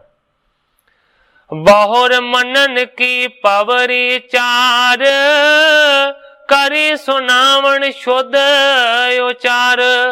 ਉਹਨਾਂ 4 ਪੌੜੀਆਂ ਤੋਂ ਬਾਅਦ ਫਿਰ 4 ਹੀ ਪੌੜੀਆਂ ਮੰਨਣ ਦੇ ਵਾਸਤੇ ਸਤਿਗੁਰਾਂ ਨੇ ਉਚਾਰਨ ਕੀਤੀਆਂ ਨੇ। ਉਹਨਾਂ ਮੰਨਣ ਵਾਲੀਆਂ ਪੌੜੀਆਂ 4 ਨੂੰ ਵੀ ਸ਼ੁੱਧ ਪੜ ਕੇ ਉਹ ਸਿੱਖ ਨੇ ਸੁਣਾਇਆ। ਪੋਨਾ ਪਠਤ ਪਾ ਪੰਚ ਪਰਵਾਨ, ਨਿਦਿਆਸਣ ਜਹ ਕੀਨ ਬਖਾਨ। ਇਸ ਤੋਂ ਬਾਅਦ ਪੰਚ ਪਰਵਾਨ ਪੰਚ ਪ੍ਰਧਾਨ, ਇਹ ਜਿਹੜੀ ਪੌੜੀ ਹੈ ਇਹ ਸ਼ੁੱਧਤਾ ਦੇ ਨਾਲ ਉਹ ਸਿੱਖ ਨੇ ਪੜ੍ਹ ਕੇ ਸੁਣਾਈ। ਕਵੀ ਜੀ ਲਿਖਦੇ ਨੇ ਕਿ ਜਿਹਦੇ ਵਿੱਚ ਨਿੱਧ ਆਸਣ ਦਾ ਬਖਾਨ ਕੀਤਾ ਹੋਇਆ। ਤੂੰ ਸਦਾ ਸਲਾਮਤ ਨਿਰੰਕਾਰ, ਸਾਖਿਆਤ ਕਰ ਇਹ ਤੁਕ ਚਾਰ। ਜਿਨ੍ਹਾਂ ਪੌੜੀਆਂ ਦੇ ਅਖੀਰ ਦੇ ਉੱਤੇ ਆਉਂਦਾ ਹੈ ਤੂੰ ਸਦਾ ਸਲਾਮਤ ਨਿਰੰਕਾਰ, ਉਹਨਾਂ ਪੌੜੀਆਂ ਦਾ ਪਾਠ ਕੀਤਾ ਜਿਹਦੇ ਵਿੱਚ ਸਾਖਿਆਤ 4 ਵਾਰੀ ਇਹ ਤੁਕ ਲਿਖੀ ਗਈ। ਪਾਠੀ ਅਸੰਖਣ ਪਵਰੀ ਫੇਰ, ਸ਼ਕਤ ਸ਼ਾਂਤ ਕੀ ਪ੍ਰਥਮ ਸੋਹਿਰ। ਇਸ ਤੋਂ ਬਾਅਦ ਅਸੰਖਾਂ ਵਾਲੀਆਂ ਪੌੜੀਆਂ ਸ਼ੁਰੂ ਹੋਈਆਂ ਨੇ। ਪਠੀ ਅਸੰਖਣ ਪਵਰੀ ਫੇਰ, ਪਹਿਲੀ ਪੌੜੀ ਅਸੰਖਾਂ ਦੀ ਪੜ੍ਹੀ ਹੈ। ਸ਼ਕਤ ਸ਼ਾਂਤ ਕੀ ਪ੍ਰਥਮ ਸੋਹਿਰ, ਜਿਸ ਪੌੜੀ ਦੇ ਵਿੱਚ ਸ਼ਾਂਤ ਕੀ ਬ੍ਰਿਤੀ ਦਾ ਵਰਣਨ ਕੀਤਾ ਗਿਆ।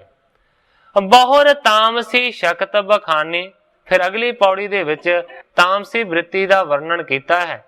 ਜਿਨ ਕੋ ਅੰਤ ਨਾ ਕਿਨਹੂ ਜਾਣੇ, ਜਿਨ੍ਹਾਂ ਦਾ ਅੰਤ ਕਿਸੇ ਨੇ ਵੀ ਨਹੀਂ ਜਾਣਿਆ।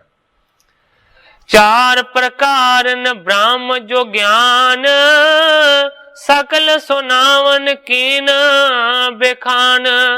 ਇਸ ਤੋਂ ਅਗਲੀਆਂ ਪੌੜੀਆਂ ਦੇ ਵਿੱਚ 4 ਪ੍ਰਕਾਰ ਦਾ ਜਿਹੜਾ ਬ੍ਰਹਮ ਗਿਆਨ ਹੈ ਉਸ ਨੂੰ ਦਰਸਾਇਆ ਗਿਆ ਹੈ। ਗ੍ਰੰਥਾਕਾਰ ਭਾਈ ਸੰਤੋਖ ਸਿੰਘ ਜੀ ਲਿਖਦੇ ਨੇ ਉਹ ਵੀ ਸਾਰੀਆਂ ਪੌੜੀਆਂ ਸੁਣਾਈਆਂ। ਪੁਨ ਬੇਅੰਤਤਾ ਕਹੀ ਬ੍ਰਹਮ ਕੀ, ਜੀਵ ਈਸ਼ ਇਕਤਾ ਕਰ ਸਮਕੀ।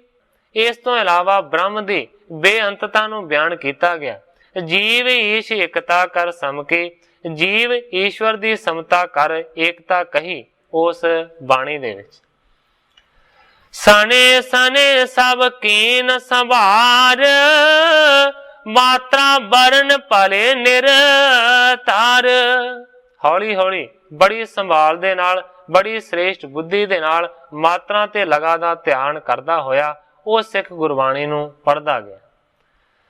ਸੁਣ ਸਤ ਗੁਰ ਤਬ ਹਿਰਦੈ ਵਿਚਾਰੀ, ਜਪ ਕੋ ਸਮ ਕਿਆ ਵਸਤ ਉਦਾਰੀ। ਸਤਿਗੁਰੂ ਜੀ ਉਸ ਦੀ ਪੜ੍ਹੀ ਜਾ ਰਹੀ ਗੁਰਬਾਣੀ ਤੇ ਬੜੇ ਪ੍ਰਸੰਨ ਹੋਏ ਕਿਉਂਕਿ ਬਿਲਕੁਲ ਸ਼ੁੱਧ ਸੀ। ਸਤਿਗੁਰੂ ਹਰਗੋਬਿੰਦ ਸੱਚੇ ਪਾਤਸ਼ਾਹ ਜੀ ਵਿਚਾਰ ਕਰਦੇ ਨੇ ਇਹਨੇ ਤੇ ਜੋ ਮੰਗਣਾ ਹੈ ਉਹ ਤੇ ਦੂਰ ਦੀ ਗੱਲ ਹੈ, ਪਰ ਸਤਿਗੁਰੂ ਜੀ ਕਹਿੰਦੇ ਨੇ ਜਪ ਕੇ ਸਮ ਕਿਆ ਵਸਤੂ ਉਦਾਰੀ, ਕਿ ਸ਼ੁੱਧ ਗੁਰਬਾਣੀ ਜਪਜੀ ਸਾਹਿਬ ਦੀ ਬਰਾਬਰੀ ਦੀ ਕਿਹੜੀ ਚੀਜ਼ ਹੋਵੇ ਜਿਹੜੀ ਅਸੀਂ ਇਹਨੂੰ ਪਹਿਲਾਂ ਹੀ ਦੇ ਦਈਏ। ਜੋ ਇਸ ਕੋ ਅਬ ਦੇਬੋ ਕਰ, ਕੋਏ ਨ ਸਮਤਾ ਕਿਉਂ ਹੂੰ ਧਰੈ। ਸਤਿਗੁਰੂ ਹਰਗੋਬਿੰਦ ਸੱਚੇ ਪਾਤਸ਼ਾਹ ਜੀ ਆਪਣੇ ਮਨ ਦੇ ਵਿੱਚ ਹੀ ਵਿਚਾਰ ਕਰਦੇ ਨੇ ਇਸ ਗੁਰਬਾਣੀ ਦੇ ਬਰਾਬਰ ਦੀ ਕੋਈ ਵੀ ਚੀਜ਼ ਸਾਡੀ ਨਜ਼ਰੇ ਨਹੀਂ ਪੈਂਦੀ ਕਿ ਜਿਹੜੀ ਅਸੀਂ ਇਸ ਨੂੰ ਦੇ ਦਈਏ। ਜੋ ਸਗਰੇ ਜਗ ਕੀ ਗੁਰ ਆਈ, ਇਹ ਦਹਿ ਨਿਸ਼ਚੇ ਠਹਿਰਾਈ। ਗ੍ਰੰਥਾਕਾਰ ਭਾਈ ਸੰਤੋਖ ਸਿੰਘ ਜੀ ਲਿਖਦੇ ਨੇ ਬਹੁਤ ਸੋਚਿਆ ਸਤਿਗੁਰਾਂ ਨੇ ਕੀ ਦਈਏ ਇਹਨੂੰ ਜਿਹੜਾ ਇੰਨਾ ਗੁਰਬਾਣੀ ਸ਼ੁੱਧ ਪੜ੍ਹਦਾ ਹੈ। ਸੋਚ ਵਿਚਾਰ ਕਰਨ ਤੋਂ ਬਾਅਦ ਆਖਰਕਾਰ ਕਵੀ ਜੀ ਲਿਖਦੇ ਨੇ ਕਿ ਸਤਿਗੁਰੂ ਜੀ ਇਸ ਨਤੀਜੇ ਦੇ ਉੱਤੇ ਪਹੁੰਚੇ ਨੇ ਕਿ ਸਾਰੇ ਜਗ ਦੀ ਜਿਹੜੀ ਗੁਰਿਆਈ ਹੈ ਨਾ ਉਹੀ ਇਸ ਨੂੰ ਦੇ ਦਈਏ। ਇਹੀ ਗੱਲ ਸਾਰਿਆਂ ਤੋਂ ਚੰਗੀ ਹੋਵੇਗੀ ਜਿਹੜਾ ਇੰਨੀ ਵਧੀਆ ਸ਼ੁੱਧ ਗੁਰਬਾਣੀ ਨੂੰ ਪੜ੍ਹਦਾ। ਨਾਨਕ ਨਦਰੀ ਨਦਰ ਨਿਹਾਲ, ਇਹ ਤੁਕ ਪਠੀ ਪ੍ਰੀਤ ਕੇ ਨਾਲ। ਗੁਰਬਾਣੀ ਦੀ ਅਖੀਰਲੀ ਤੁਕ ਪੜ੍ਹੀ ਹੈ ਨਾਨਕ ਨਦਰੀ ਨਦਰ ਨਿਹਾਲ। ਇਹ ਜਦੋਂ ਗੁਰਬਾਣੀ ਦੀ ਤੁਕ ਪੜ੍ਹੀ ਤੇ ਸਤਿਗੁਰੂ ਸੱਚੇ ਪਾਤਸ਼ਾਹ ਜੀ ਬਹੁਤ ਨਿਹਾਲ ਹੋਏ। ਤਬ ਸਤ ਗੁਰ ਮਨ ਮੋਦ ਉਪਾਇਓ, ਜਾਨੂ ਉਠ ਬੇਹੇਤ ਉਠਾਇਓ। ਸਤਿਗੁਰੂ ਹਰਗੋਬਿੰਦ ਸੱਚੇ ਪਾਤਸ਼ਾਹ ਜੀ ਬੜੇ ਪ੍ਰਸੰਨ ਹੋਏ, ਇੰਨੇ ਖੁਸ਼ ਹੋਏ ਕਿ ਉਸੇ ਵੇਲੇ ਸਤਿਗੁਰਾਂ ਨੇ ਆਪਣੇ ਆਸਣ ਦੇ ਉੱਤੋਂ ਆਪਣਾ ਗੋਡਾ ਉੱਠਣ ਦੇ ਵਾਸਤੇ ਚੁੱਕ ਲਿਆ। ਤਿਲਕ ਦੇਨ ਕੋ ਚਾਹਿਓ ਹਿਰਦੈ, ਸਿੱਖ ਨੇ ਕਰਿਓ ਮਨੋਰਥ ਤਬੈ। ਗ੍ਰੰਥਾਕਾਰ ਭਾਈ ਸੰਤੋਖ ਸਿੰਘ ਜੀ ਲਿਖਦੇ ਨੇ ਕਿ ਸਤਿਗੁਰੂ ਸੱਚੇ ਪਾਤਸ਼ਾਹ ਜੀ ਬਿਲਕੁਲ ਗੁਰਿਆਈ ਦਾ ਤਿਲਕ ਦੇਣ ਦੇ ਵਾਸਤੇ ਤਿਆਰ ਹੋ ਗਏ ਸਨ। ਸਿੱਖ ਨੇ ਕਰਿਓ ਮਨੋਰਥ ਤਬੈ, ਪਰ ਉਸੇ ਵੇਲੇ ਅਖੀਰਲੇ ਛਣ ਦੇ ਵਿੱਚ ਕਵੀ ਜੀ ਲਿਖਦੇ ਨੇ ਕਿ ਸਿੱਖ ਨੇ ਆਪਣੇ ਮਨ ਦੇ ਵਿੱਚ ਇੱਕ ਮਨੋਰਥ ਧਾਰਨ ਕਰ ਲਿਆ, ਇੱਕ ਮੰਗ ਸੋਚ ਲਈ। ਰਹਿਓ ਪੰਚਮੋ ਹੈ ਬੜ ਮੋਲ, ਸੋ ਮੈਂ ਲਿਉ ਗੁਰੂ ਤੇ ਬੋਲ। ਉਸੇ ਵੇਲੇ ਮਨ ਦੇ ਵਿੱਚ ਕਾਮਨਾ ਪੈਦਾ ਹੋ ਗਈ। ਸੋਚਦਾ ਹੈ ਪੜਨ ਵਾਲਾ ਗੁਰਬਾਣੀ ਨੂੰ ਸਿੱਖ, ਕਹਿੰਦਾ ਰਹਿਓ ਪੰਚਮੋ ਹੈ ਬੜ ਮੋਲ। ਸਤਿਗੁਰਾਂ ਨੇ 4 ਘੋੜੇ ਤੇ ਵੰਡ ਲਏ ਨੇ, 5ਵਾਂ ਘੋੜਾ ਅਜੇ ਤਬੇਲੇ ਦੇ ਵਿੱਚ ਵੱਜਾ ਹੋਇਆ। ਸੋ ਮੈਂ ਲਿਉ ਗੁਰੂ ਤੇ ਬੋਲ। ਸੋਚਿਆ ਮਨ ਦੇ ਵਿੱਚ, ਵਿਚਾਰ ਕੀਤੀ ਕਿ ਉਹ 5ਵਾਂ ਘੋੜਾ ਮੈਂ ਸਤਿਗੁਰਾਂ ਤੋਂ ਮੰਗ ਲਵਾਂਗਾ, ਜੇ ਗੁਰੂ ਜੀ ਮੇਰੀ ਬਾਣੀ ਪੜ੍ਹੀ ਹੋਈ ਤੇ ਪ੍ਰਸੰਨ ਹੋ ਗਏ। ਜ਼ੀਨ ਸਮੇਤ ਪਾਏ ਕਰ ਸੋਊ, ਚੜੋ ਤਿਸੀ ਪਰ ਮਨ ਮੁਦ ਹੋ। ਜ਼ੀਨ ਦੇ ਸਮੇਤ ਭਾਵ ਕੇ ਕਾਠੀ ਦੇ ਸਮੇਤ ਉਹ ਘੋੜੇ ਦੀ ਮੰਗ ਕਰਾਂਗਾ, ਜਿਸ ਘੋੜੇ ਦੀ ਸਵਾਰੀ ਕਰਕੇ ਮੈਂ ਬੜਾ ਪ੍ਰਸੰਨ ਹੋਵਾਂਗਾ। ਆਸ ਅਸਵ ਪਰ ਹੋਵਣ ਜਾਂ ਸਵਾਰ, ਪਾਏ ਪ੍ਰਿਥੀ ਪਰ ਸੁਰਗ ਬਹਾਰ। ਸੋਚਦਾ ਹੈ ਮਨ ਦੇ ਵਿੱਚ ਕਿ ਐਸੇ ਸੋਹਣੇ ਘੋੜੇ ਦੀ ਸਵਾਰੀ ਕਰਨੀ ਬੜੇ ਨਸੀਬ ਦੇ ਨਾਲ ਮਿਲਦੀ ਹੈ। ਪਾਏ ਪ੍ਰਿਥੀ ਪਰ ਸੁਰਗ ਬਹਾਰ, ਮਾਨੋ ਕਿ ਸਵਰਗ ਦੀ ਬਹਾਰ ਮਿਲ ਜਾਂਦੀ ਹੈ ਜੇ ਐਸੇ ਘੋੜੇ ਦੀ ਸਵਾਰੀ ਕਰਨ ਨੂੰ ਮਿਲ ਜਾਵੇ। ਜਿਸ ਕੋ ਦੇਖ ਸਿਹਾਵਤ ਨੈਣ, ਸੋ ਮੋਕੋ ਗੁਰ ਕਹਿ ਦੇਨ। ਸੋਚਦਾ ਹੈ ਜਿਸ ਘੋੜੇ ਨੂੰ ਵੇਖਣ ਦੇ ਨਾਲ ਬਹੁਤ ਜ਼ਿਆਦਾ ਅੱਖਾਂ ਪ੍ਰਸੰਨ ਹੁੰਦੀਆਂ ਨੇ, ਐਸਾ ਘੋੜਾ ਸਤਿਗੁਰੂ ਜੀ ਜ਼ਰੂਰ ਮੇਰੀ ਮੰਗ ਦੇ ਉੱਤੇ ਪ੍ਰਦਾਨ ਕਰ ਦੇਣਗੇ। ਮੁਖ ਮੰਗਿਓ ਦਹਿ ਕਹਿ ਲੀਨ, ਏਵ ਮਨੋਰਥ ਕੋ ਮਨ ਕੀਨ। ਸੋਚਦਾ ਹੈ ਕਿਉਂਕਿ ਸਤਿਗੁਰਾਂ ਨੇ ਪਹਿਲਾਂ ਬਚਨ ਕੀਤਾ ਕਿ ਜੋ ਸਿੱਖਾਂ ਮੂੰਹ ਤੋਂ ਮੰਗੇਗਾ ਉਹੀ ਦੇਵਾਂਗੇ, ਇਸ ਕਰਕੇ ਮੈਂ ਘੋੜੇ ਦੀ ਮੰਗ ਕਰਾਂਗਾ ਤੇ ਸਤਿਗੁਰੂ ਜੀ ਮੇਰੇ ਮਨੋਰਥ ਨੂੰ ਪੂਰਿਆਂ ਕਰ ਦੇਣਗੇ।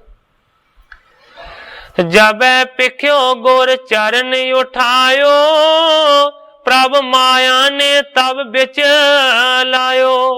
ਗ੍ਰੰਥਾਕਾਰ ਭਾਈ ਸੰਤੋਖ ਸਿੰਘ ਜੀ ਲਿਖਦੇ ਨੇ, ਗੋਡਾ ਚੁੱਕਣ ਤੋਂ ਬਾਅਦ ਜਦੋਂ ਸਤਿਗੁਰਾਂ ਨੇ ਆਪਣਾ ਚਰਨਵੀ ਆਸਣ ਦੇ ਉੱਤੋਂ ਉਠਾ ਲਿਆ, ਪ੍ਰਭੂ ਮਾਇਆ ਨੇ ਤਬ ਵਿੱਚ ਲਾਇਓ। ਉਸੇ ਵੇਲੇ ਪ੍ਰਭੂ ਦੀ ਮਾਇਆ ਨੇ ਉਹ ਸਿੱਖ ਨੂੰ ਵਿਚਲਾ ਦਿੱਤਾ, ਭਾਵ ਕੇ ਵਿਆਕਲ ਕਰ ਦਿੱਤਾ। ਸਮਝਿਓ ਹਿਰਦੈ ਗੁਰੂ ਅਬ ਚੱਲੈ, ਸੁਣੈ ਸਲੋਕ ਨਾ ਸਭ ਫਲ ਫਲੈ। ਕਿਉਂਕਿ ਆਮ ਤੌਰ ਤੇ ਇਸ ਤਰ੍ਹਾਂ ਦੀ ਮਰਜ਼ਾਦਾ ਹੈ ਕਿ ਜਪਜੀ ਸਾਹਿਬ ਦੀ ਬਾਣੀ ਪੜ੍ਹਨ ਤੋਂ ਬਾਅਦ ਜਿਹੜਾ ਸਲੋਕ ਹੈ, ਪਵਨ ਗੁਰੂ ਪਾਣੀ ਪਿਤਾ ਮਾਤਾ ਧਰਤ ਮਹਤ, ਉਹ ਵੀ ਨਾਲ ਪੜਿਆ ਜਾਂਦਾ ਹੈ। ਗ੍ਰੰਥਾਕਾਰ ਭਾਈ ਸੰਤੋਖ ਸਿੰਘ ਜੀ ਲਿਖਦੇ ਨੇ ਕਿ ਜਦੋਂ ਸਤਿਗੁਰਾਂ ਨੇ ਚਰਨ ਨੂੰ ਉੱਤੇ ਚੁੱਕਿਆ ਤੇ ਸਿੱਖ ਨੇ ਕੁਝ ਹੋਰ ਹੀ ਭਾਵ ਸਮਝ ਲਿਆ ਸਤਿਗੁਰਾਂ ਦਾ। ਉਹਨੇ ਮਨ ਦੇ ਵਿੱਚ ਸੋਚਿਆ ਗੁਰੂ ਅਬ ਚਲੈ, ਕਿ ਸਤਿਗੁਰੂ ਜੀ ਤੇ ਆਸਣ ਤੋਂ ਹੁਣ ਉੱਠ ਕੇ ਜਾ ਰਹੇ ਨੇ। ਸੁਣੈ ਸਲੋਕ ਨਾ ਸਭ ਫਲ ਫਲੈ, ਭਾਵ ਕਿ ਜਿਹੜਾ ਮੈਂ ਅੱਗੇ ਸਲੋਕ ਪੜ੍ਹਨਾ ਹੈ ਇਹ ਸਤਿਗੁਰਾਂ ਨੇ ਨਹੀਂ ਸੁਣਨਾ। ਉਹਨੇ ਮਨ ਦੇ ਵਿੱਚ ਸੋਚਿਆ ਕਿ ਲੱਗਦਾ ਹੈ ਮੇਰੇ ਤੋਂ ਸ਼ੁੱਧ ਗੁਰਬਾਣੀ ਪੜ੍ਹੀ ਨਹੀਂ ਗਈ, ਇਸ ਕਰਕੇ ਸਤਿਗੁਰੂ ਜੀ ਤੇ ਹੁਣ ਉੱਠ ਕੇ ਕਿਤੇ ਜਾ ਰਹੇ। ਬੇਫਲ ਮਨੋਰਥ ਹੋਵਤ ਦੀਖਾ, ਰਹਿਓ ਛੂਛ ਮੈਂ ਪ੍ਰਥਮ ਸਰੀਖਾ।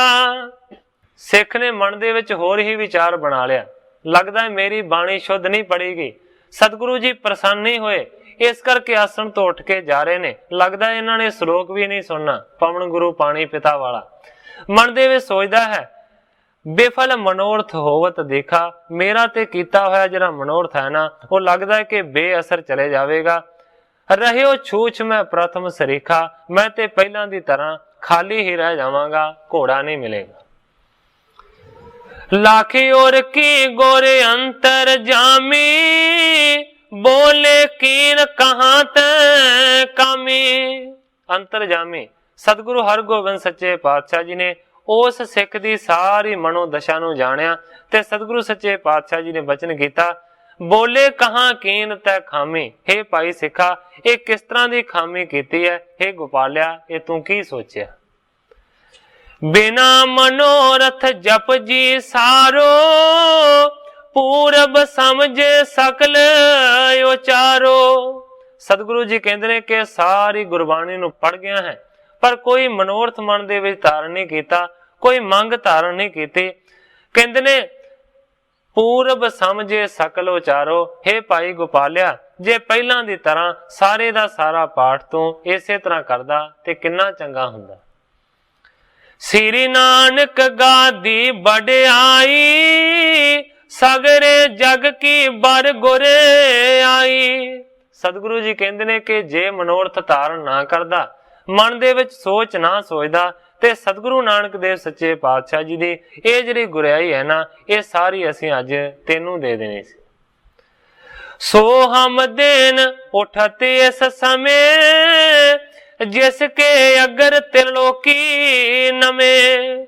ਸਤਿਗੁਰੂ ਹਰਗੋਬਿੰਦ ਸੱਚੇ ਪਾਤਸ਼ਾਹ ਜੀ ਕਹਿੰਦੇ ਨੇ, ਹੇ ਭਾਈ ਗੋਪਾਲਿਆ, ਜਿਸ ਗੁਰਿਆਈ ਦੇ ਅੱਗੇ ਤ੍ਰਿਲੋਕੀ ਨਿਮਦੀ ਹੈ, ਤ੍ਰਿਲੋਕੀ ਨਮਸਕਾਰਾਂ ਕਰਦੀ ਹੈ, ਐਸੀ ਗੁਰਿਆਈ ਦੇਣ ਦੇ ਵਾਸਤੇ ਅਸੀਂ ਤੇ ਆਪਣੇ ਆਸਣ ਦੇ ਉੱਤੋਂ ਖਿਸਕਣਾ ਸ਼ੁਰੂ ਹੋ ਗਏ ਸਾਂ, ਉੱਠਣਾ ਚਾਹੁੰਦੇ ਸਾਂ। ਕਹਾਂ ਕਰੇ ਬਸ ਤੋਹਿ ਨਾ ਕੋਈ, ਜਹਾਂ ਉਚਿਤ ਹੋਏ ਪਹੁੰਚੈ ਸੋਈ। ਬੜਾ ਸਤਿਗੁਰਾਂ ਨੇ ਅਫਸੋਸ ਕੀਤਾ। ਆਖਿਰਕਾਰ ਸਤਿਗੁਰੂ ਜੀ ਕਹਿੰਦੇ ਨੇ, ਕਹਾਂ ਕਰਾਂ ਬਸ ਤੋਹਿ ਨਾ ਕੋਈ। ਸਤਿਗੁਰੂ ਜੀ ਕਹਿੰਦੇ ਨੇ ਕੀ ਕਰ ਸਕਦਾ ਕੋਈ, ਕਿਉਂਕਿ ਕਿਸੇ ਦੇ ਵੱਸ ਦੀ ਗੱਲ ਨਹੀਂ। ਗੁਰੂ ਜੀ ਕਹਿੰਦੇ ਨੇ, ਜਹਾਂ ਉਚਿਤ ਹੋਏ ਪਹੁੰਚੈ ਸੋਈ। ਜਿਹਦੇ ਵਾਸਤੇ ਉਚਿਤ ਹੁੰਦੀ ਹੈ ਨਾ, ਉਹੀ ਇਸ ਗੁਰਿਆਈ ਦਾ ਮਾਲਕ ਬਣਦਾ। ਕਿਉਂਕਿ ਪਾਠ ਵੀ ਆਉਂਦਾ, ਤਖਤੇ ਬਹੇ ਤਖਤੇ ਕੇ ਲਾਇਕ। ਜਿਹੜਾ ਲਾਇਕ ਹੁੰਦਾ ਹੈ ਉਹੀ ਇਸ ਤਖਤ ਦੇ ਉੱਤੇ ਬਹਿ ਸਕਦਾ ਹੈ। ਸਤਿਗੁਰੂ ਜੀ ਕਹਿੰਦੇ ਨੇ ਕਿਸੇ ਦਾ ਕੋਈ ਵਸ ਨਹੀਂ ਹੈ, ਯੋਗ ਅਧਿਕਾਰੀ ਹੀ ਇਸ ਜਗ੍ਹਾ ਦਾ ਅਧਿਕਾਰੀ ਬਣਦਾ।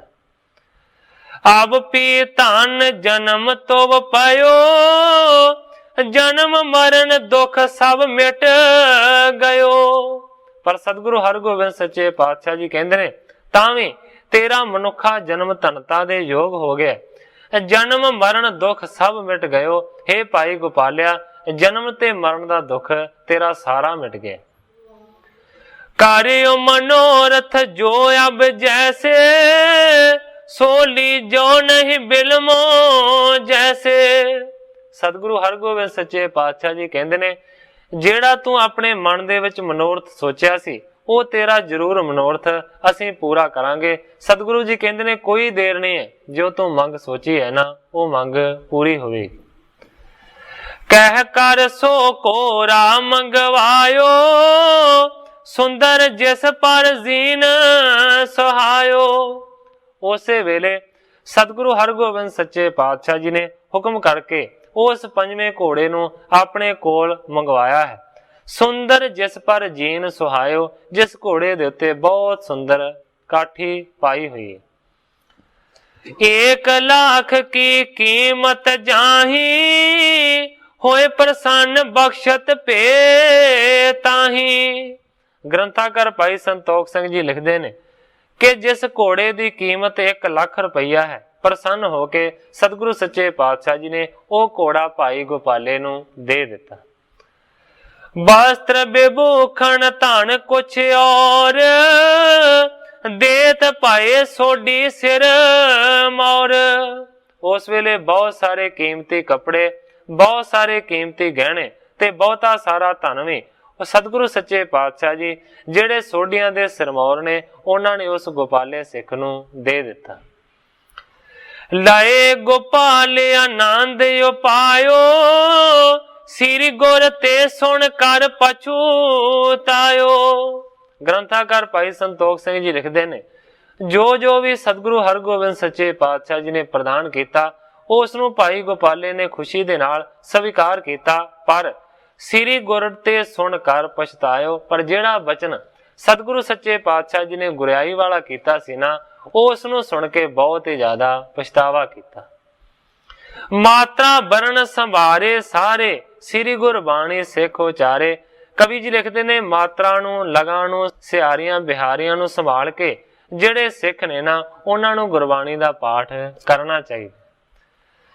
ਮਹਾ ਮਹਾਤਮ ਕਰ ਦਿਖਰਾਇਓ, ਨਹੀਂ ਤ੍ਰਿਲੋਕ ਮੈਂ ਸਮ ਕੁਛ ਪਾਇਓ। ਗ੍ਰੰਥਾਕਾਰ ਭਾਈ ਸੰਤੋਖ ਸਿੰਘ ਜੀ ਲਿਖਦੇ ਨੇ, ਇਸ ਤਰੀਕੇ ਦੇ ਨਾਲ ਸਤਿਗੁਰੂ ਹਰਗੋਬਿੰਦ ਸੱਚੇ ਪਾਤਸ਼ਾਹ ਜੀ ਨੇ ਗੁਰਬਾਣੀ ਦੇ ਵੱਡੇ ਮਹਾਤਮ ਨੂੰ ਜ਼ਾਹਰ ਕਰਕੇ ਦਿਖਾ ਦਿੱਤਾ। ਨਹੀਂ ਤ੍ਰਿਲੋਕ ਮੈਂ ਸਮ ਕੁਛ ਪਾਇਓ, ਭਾਵ ਕਿ ਤਿੰਨਾਂ ਲੋਕਾਂ ਦੇ ਵਿੱਚ ਕੋਈ ਵੀ ਚੀਜ਼ ਸ਼ੁੱਧ ਜਪਜੀ ਪਾਠ ਦੇ ਤੁਲ ਨਹੀਂ ਸਮਝੀ। ਭਾਵ ਕਿ ਜਿਹੜਾ ਸ਼ੁੱਧ ਗੁਰਬਾਣੀ ਪੜ੍ਹਦਾ ਹੈ ਨਾ, ਉਹਦੀ ਬਰਾਬਰੀ ਦੀ ਤ੍ਰਿਲੋਕੀ ਦੇ ਵਿੱਚ ਕੋਈ ਵੀ ਚੀਜ਼ ਨਹੀਂ। ਇਸ ਤਰੀਕੇ ਦੇ ਨਾਲ ਉਸ ਵੇਲੇ ਸਤਿਗੁਰਾਂ ਨੇ ਉਸ ਭਾਈ ਗੋਪਾਲੇ ਤੋਂ ਬਾਣੀ ਸੁਣੀ ਤੇ ਕਿਸ ਤਰ੍ਹਾਂ ਸਤਿਗੁਰੂ ਸੱਚੇ ਪਾਤਸ਼ਾਹ ਜੀ ਨੇ ਬਚਨ ਕੀਤਾ ਕਰਤਾਰ ਸਿੰਘ ਜੀ ਕਲਾਸ ਵਾਲੀਏ ਆਪਣੀ ਸਰਲ ਕਵਿਤਾ ਦੇ ਵਿੱਚ ਇਸ ਘਟਨਾ ਨੂੰ ਇੰਜ ਬਿਆਨ ਕਰਦੇ ਨੇ। ਪਾਠ ਸ਼ੁੱਧ ਦਾ ਕਿਸੇ ਨਾ ਹੀਆ ਕੀਤਾ, ਬੈਠੇ ਰਹੇ ਸਭ ਸਿਰ ਨਿਵਾ ਪਾਈ। ਸਿੱਖ ਹਾਫਜ਼ਾ ਬਾਦ ਦੇ ਰਹਿਣ ਵਾਲਾ, ਉਹਦਾ ਨਾਮ ਗੋਪਾਲਾ ਸੁਨਾ ਪਾਈ। ਹੋਵੇ ਆਗਿਆ ਪਾਠ ਸੁਣਾਵਾਂ ਜਪਜੀ, ਕਹਿੰਦਾ ਗੁਰਾਂ ਨੂੰ ਸੀਸ ਝੁਕਾ ਪਾਈ। ਗੁਰਾਂ ਆਖਿਆ ਪਾਠ ਜੇ ਸ਼ੁੱਧ ਕਰਸੇ, ਜੋ ਚਾਹੇਗਾ ਲਵੇਂਗਾ ਪਾ ਪਾਈ। ਸਿੱਖ ਪੜਨ ਲੱਗਾ ਗੁਰੂ ਸੁਣਨ ਲੱਗੇ, ਸਣੇ ਸੰਗਤਾਂ ਸੁਰਤ ਟਿਕਾ ਪਾਈ। ਇੱਕ ਚਿੱਤ ਹੋ ਕੇ ਸਿੱਖ ਪਾਠ ਕਰਦਾ, ਲਗ ਮਾਤਰਾ ਸੋਧ ਸੁਧਾ ਪਾਈ। ਸੁਣ ਸੁਣ ਕੇ ਗੁਰੂ ਪ੍ਰਸੰਨ ਹੁੰਦੇ, ਹਿਰਦੇ ਵਿੱਚ ਰਹਿ ਗਿਣ ਗਿਨਾ ਪਾਈ। ਗੁਰਬਾਣੀ ਦੇ ਇਵਜ ਕੀ ਦੇਈਏ ਇਹਨੂੰ, ਇਸ ਯੋਗ ਤੇ ਵਸਤ ਨਾ ਕਾ ਪਾਈ। ਇਸ ਕਹਿਆ ਜੋ ਮਰਜ਼ੀ ਤੁਹਾਡੀ ਦੇਵੋ, ਦੇਣਾ ਚਾਹੀਦਾ ਕੀ ਲਖਾ ਪਾਈ। ਬਸ ਗੁਰ ਗੱਦੀ ਨਾਲੋਂ ਚੀਜ਼ ਕੋਈ, ਚੰਗੀ ਹੋਰ ਨਾ ਸਮਝ ਸਮਝਾ ਪਾਈ। ਇਹੋ ਠੱਟ ਸਿਰਾਣਿਓ ਹੌਲੀ ਹੌਲੀ, ਪੈਂਦ ਵੱਲ ਰਹਿ ਖਿਸਕ ਖਿਸਕਾ ਪਾਈ। ਗੱਦੀ ਵਸਤ ਵੱਡੀ ਟਿਕੇ ਹੋਰ ਥੇ ਨਾ, ਦੁੱਧ ਸ਼ੇਰਨੀ ਸਵਰਨ ਸਮਾ ਪਾਈ। ਨਹੀਂ ਸੀ ਗੱਲ ਮਨਜ਼ੂਰ ਕਰਤਾਰ ਨੂੰ, ਇਹ ਭਾਵੀ ਸਿੱਖ ਨੂੰ ਗਈ ਡੁਲਾ ਪਾਈ। ਜਦ ਪੌੜੀ ਅਖੀਰਲੀ ਪੜਨ ਲੱਗਾ, ਬੈਠਾ ਚਿੱਤ ਸੰਕਲਪ ਜਮਾ ਪਾਈ। ਗੁਰ ਚੀਨਾ ਘੋੜਾ ਜਿਹੜਾ ਹੁਣੇ ਆਇਆ, ਉਹ ਦੇਨ ਤੇ ਸਾਜ਼ ਪਵਾ ਪਾਈ। ਉਹ ਬੜਾ ਚੰਗਾ ਮੰਗ ਲਵਾਂਗਾ ਮੈਂ, ਸਤਿਗੁਰੂ ਪਏ ਮੁਸਕਰਾ ਪਾਈ। ਉਸ ਭੋਗ ਪਾਇਆ ਗੁਰਾਂ ਹੁਕਮ ਦੇ ਕੇ, ਚੀਨੇ ਘੋੜੇ ਨੂੰ ਲਿਆ ਮੰਗਾ ਪਾਈ। ਸਣੇ ਸਾਜ ਦੇ ਉਹਦੇ ਸਪੁਰਦ ਕੀਤਾ, ਪਿੱਛੋਂ ਦਿੱਤੀ ਦਲੀਲ ਸੁਨਾ ਪਾਈ। ਸਿੱਖ ਸੁਣ ਕੇ ਸਾਰੇ ਹੈਰਾਨ ਰਹਿ ਗਏ, ਸ਼ੁੱਧ ਪਾਠ ਮਹਾਤਮ ਲਖਾ ਪਾਈ।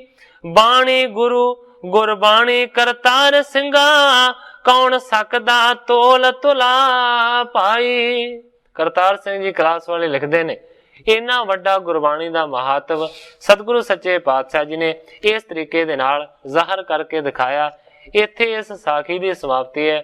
ਦੂਜੇ ਪਾਸੇ ਸਮਾਂ ਵੀ ਸਮਾਪਤ ਹੋ ਚੁੱਕਾ ਹੈ ਤੇ ਤੀਸਰੇ ਪਾਸੇ ਇਸ ਅਧਿਆਇ ਦੀ ਵੀ ਸਮਾਪਤੀ ਹੈ। ਕੱਲ ਨੂੰ ਗ੍ਰੰਥਾਕਾਰ ਭਾਈ ਸੰਤੋਖ ਸਿੰਘ ਜੀ ਜਿਸ ਤਰ੍ਹਾਂ ਅਗਲੇ ਅਧਿਆਇ ਦੇ ਵਿੱਚ ਅਗਲੀ ਕਥਾ ਨੂੰ ਬਿਆਨ ਕਰਨਗੇ, ਮੈਂ ਉਸੇ ਤਰ੍ਹਾਂ ਸਾਧ ਸੰਗਤ ਦੇ ਸਨਮੁਖ ਅਰਜ਼ ਕਰਾਂਗਾ। ਅੱਗੇ ਜੋ ਸਤਿਗੁਰੂ ਸੱਚੇ ਪਾਤਸ਼ਾਹ ਜੀ ਦੀ ਰਜ਼ਾ ਹੋਵੇਗੀ ਉਸੇ ਤਰ੍ਹਾਂ ਵਰਤੇ ਗਿਆ। ਜਿੰਨੀਆਂ ਹੀ ਅਰਜ਼ਾਂ ਕਰਦਾ ਹੋਇਆ ਮੈਂ ਇੱਥੇ ਹੀ ਕਥਾ ਨੂੰ ਵਿਸਰਾਮ ਦੇ ਕੇ ਸਾਰੀ ਸਾਧ ਸੰਗਤ ਤੋਂ ਖਿਮਾ ਦਾ ਜਾਚਕ। हे अच्युत हे पार ब्रह्म अविनाशी अगनास, हे पूरन हे सर्ब मैं दुख पंजन गुणतास, हे संगी हे निरंकार हे निर्गुण सब टेक, हे गोबिंद हे गुण निदान जाके सदा विवेक, हे अपरंपर हर हरे है पी होवनहार, हे संतः कै सदा संग ने धारा आधार, हे ठाकुर हो दास रो मैं निर्गुण गुण नहीं कोय, नानक दीजै नाम दान राखो हिय परोय, याही कुल ते प्रगट होय ताही कुल को नाम, पुन द्वादश